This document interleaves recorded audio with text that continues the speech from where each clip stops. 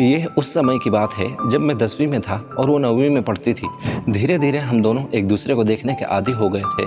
थोड़ी दूर जाने के बाद मैं पलट कर देखता तो वो भी मुझे ही देख रही थी, और जब मैंने देखा तो वो मुस्कुराते हुए नजरें चुराने लगी। मैं वहां से चला गया। सुबह हुई और मैं तैयार होकर अपने प्यार का इजहार करने के लिए चल दिया। तो उसने मुझे खड़ा देखा तो वो अपनी सहेलियों से पीछे हो गई। जैसे जैसे वो मेरे सामने आ रही थी, मेरे दिल की धड़कनें तेज हो रही थी। तो मैंने कहा, सुनिए। तो उसने मुड़कर देखा और रुक गई।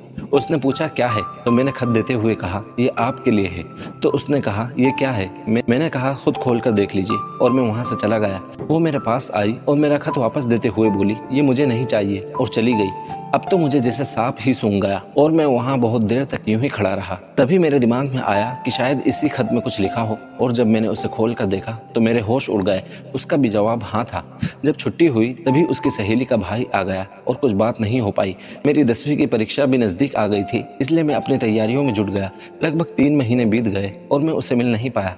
जब मैं परीक्षा देकर लौटा तब मैं फिर उसके स्कूल के समय उसका इंतजार करने लगा, और वो आई, लेकिन काफी गुस्से में थी और अजीब सा चेहरा बना रखा था। मैं उससे कुछ कहने जा रहा था तभी वो बोल पड़ी कि मुझे आपसे कोई बात नहीं करनी है, और वो अपनी सहेलियों के साथ चली गई। मैं अब रात भर सोचने लगा कि कैसे मनाऊं उसे। मेरे मनाने की सारी कोशिश नाकाम हो रही थी। फिर फोन पर उसने बात की और कहा, क्या आप इतने दिनों से कहीं नजर नहीं आ रहे थे?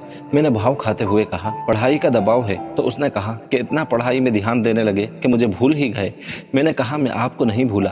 तो उसने कहा, इतने दिन बिना देखे कैसे रह गए? मैंने कहा कि मैं तो आपको रोज देखता था। जब वैलेंटाइन डे के दिन मैंने फिर उसे फूल देकर आई लव यू कहा तो उसने फूल तो ले लिया, लेकिन वो बोली आई डोंट लव यू, और चली गई। अब उसकी शादी भी हो गई है और मैं अब दिल्ली में MBA कर रहा हूँ।